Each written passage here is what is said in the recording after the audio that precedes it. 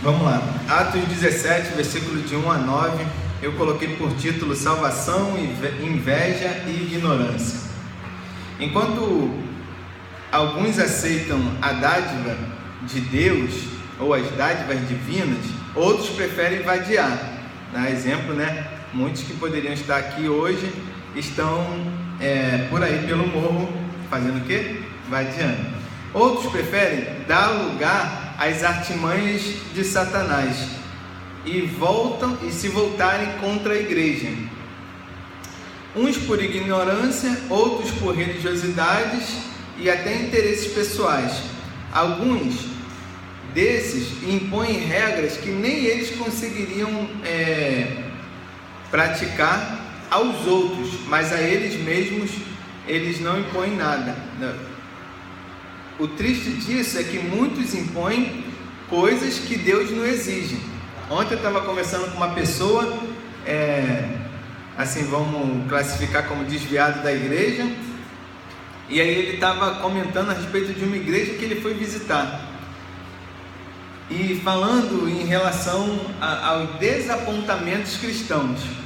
Bom, outras pessoas que a gente conhece, qualquer coisa que você fale, ela já se volta contra você.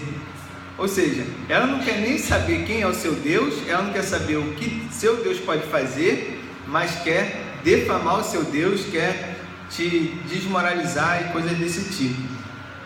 Por isso eu escrevi assim, no primeiro ponto: Jesus bíblico é o Cristo. Porque muitas pessoas, inclusive como essas, elas conhecem um Cristo que não é o que a Bíblia diz.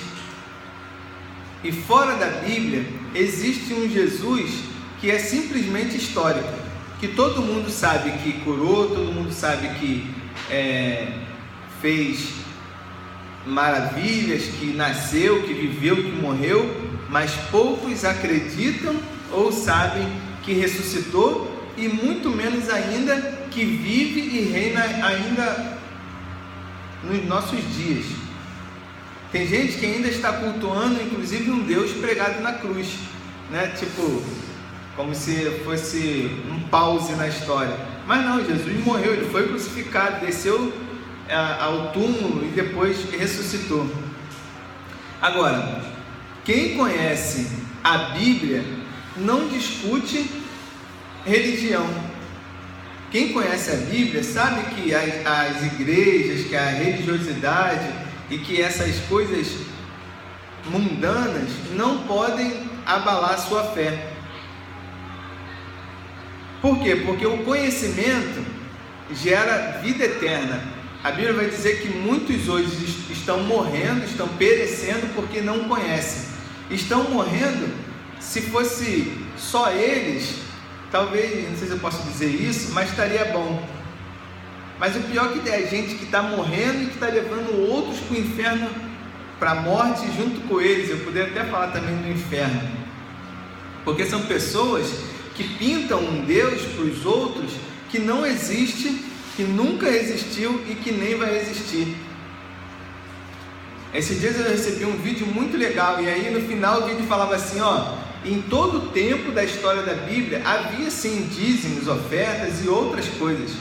Só que a grande diferença do nosso tempo de hoje é que antigamente todo mundo usufruía das ofertas, mas hoje só o apóstolo, hoje só o bispo, hoje só o pastor ou só o líder, determinado líder que usufrui.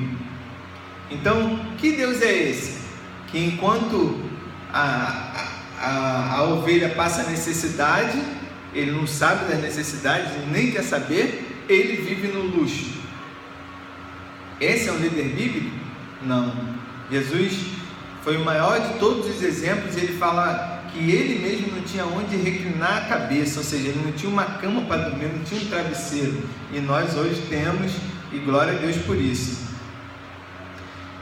Mas aqueles que descobrem a maneira certa de viver e de servir a Deus sofrem por conta de invejosos, de vadios e de pessoas diabólicas, como essas, que ficaram, o que a Bíblia está dizendo? Que ficaram realmente com inveja, e que deram lugar para o diabo e que foram falar que os apóstolos estavam o quê?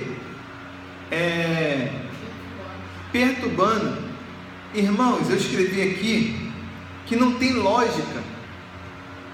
Como que a palavra de Deus vai perturbar alguém? Como que a Bíblia ensina você a perturbar? É claro que se a pessoa está na igreja com um alto-falante escrachado, incomodando todos os vizinhos, esse está incomodando, mas a Bíblia não manda ele fazer isso.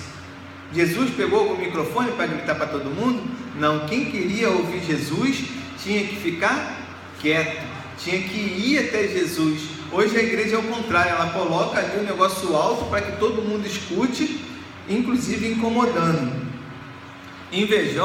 Os invejosos são diabólicos. Eles começam a falar várias e várias coisas sem sentido.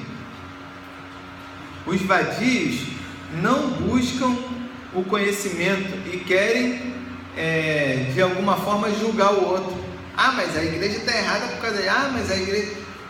Mas qual é? Que nem hoje tinha uma criança aqui, né? A Alicia não, a outra deu a resposta, aí ela estava dizendo, não, está errado, está errado. Eu falei, está errado, está certo. Não, está errado, tá... Então qual é a resposta certa?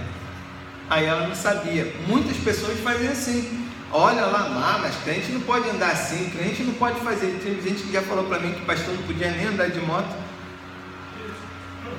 Sempre há oposição aos verdadeiros discípulos de Jesus. Se você está vivendo em paz, se tudo está bom na sua vida, se, vamos dizer assim, ninguém fala pelo menos que teu cabelo é loiro, é preto, alguma coisa assim, talvez você não esteja vivendo o Evangelho como Cristo viveu e nos ensinou. Agora, se tem alguém falando, esse pastor aí é maluco, que nem outro dia eu comentei já, que foram na minha igreja falar para mim que eu não sou homem, que eu não sou pastor e que eu ainda faço coisa que não é coisa de pastor fazer. Aí eu perguntei, mas vem cá, não fui eu que fiz, você está querendo dizer que eu não sou? Não, que não. Sempre houve e sempre vai haver perseguição aos que servem a Deus com excelência, principalmente que o diabo quer que você comece a diminua a velocidade, que você pare de caminhar, que você pare de servir a Deus. Então é um pastor que vai colocar um fardo sobre você que você não vai conseguir carregar. São regras, doutrinas e outras coisas que vão te afastar de Deus, e isso dentro da igreja é terrível. Mas por fim, a culpa que esses discípulos que estava sendo imputada a esses discípulos era de ter transtornado o mundo. Jesus fala uma vez assim: vocês estão pensando que eu vim para cá trazer paz? Não. E tem muita gente hoje que acha que o Jesus veio para trazer paz. Não, irmãos. Enquanto a gente estiver sendo perseguido, enquanto a gente estiver sendo caluniado, enquanto as pessoas estiverem criticando, ontem, depois de um momento maravilhoso daquele, não tinha um viado que estava querendo tirar nossa paz, né, bem? Antes, durante e depois do passeio. Mas se a gente der ouvido, se a gente se preocupar com as coisas de Satanás, a gente vai acabar servindo a Satanás. E tem muito crente servindo a Satanás porque deram ouvido. Pastor não faz isso, aí o que ele faz? Faz aquilo que a ovelha, entendeu? O poste mija no cachorro. Não é o pastor que ensina a ovelha o que ela deve fazer, não. É a ovelha que ensina. Aqui nessa igreja não pode bater palma, aqui nessa igreja não pode fazer isso, aqui nessa igreja não pode fazer aquilo. E as pessoas vão engolindo. E os pastores também vão engolir. Não, você vem para cá, mas aqui você não pode falar de divórcio, porque fulano é divorciado e ele tem... Nós fomos chamados para transtornar o mundo, que seja o irmãozinho lá divorciado, que seja a irmãzinha que não é crente. A gente precisa ter bem claro isso.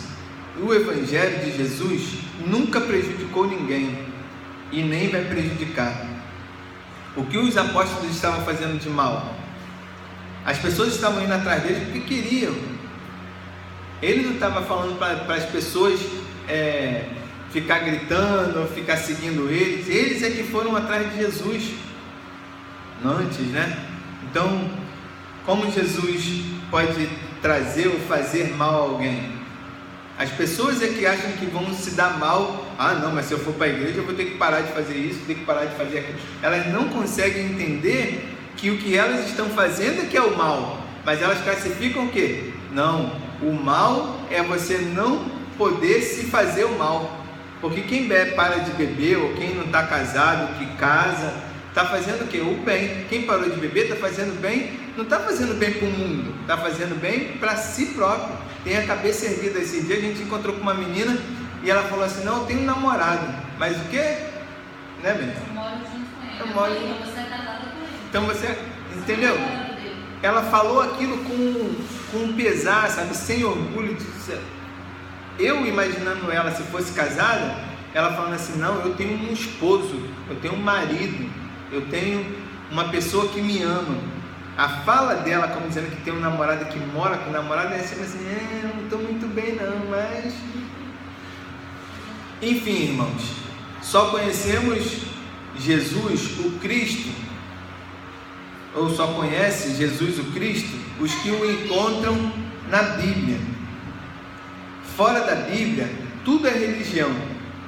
Se a pessoa falar para você: ó, você não pode fazer isso, e Jesus fez isso, você pode ficar tranquilo e fazer o que Jesus fez, porque importa que você seja um discípulo do Mestre. Pessoas vazias são ferramentas nas mãos do diabo, e ele as usa sempre. Pessoas vazias, até dentro da igreja, que não conhece a Bíblia, o diabo usa. Jesus Cristo não tem contraindicação.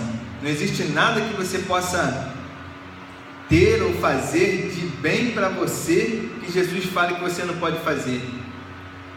Agora, geralmente as coisas que fazem mal a você, a sua família, por exemplo, o divórcio. Por que a Bíblia não, o adultério? Por que a Bíblia não aprova o adultério? Porque ele faz mal a uma família. Não existe que vai desfazer uma família para formar outra. Jesus não quer isso. Então, não tem nada que Jesus vá ou te cobrar ou te pedir que possa te prejudicar, que possa causar dano ao mundo. E sim, ao contrário, eu que fazia um monte de coisas erradas, hoje, pelo menos, tento fazer as coisas boas. Mas o melhor disso tudo para o mundo é que eu não faço mais as coisas erradas.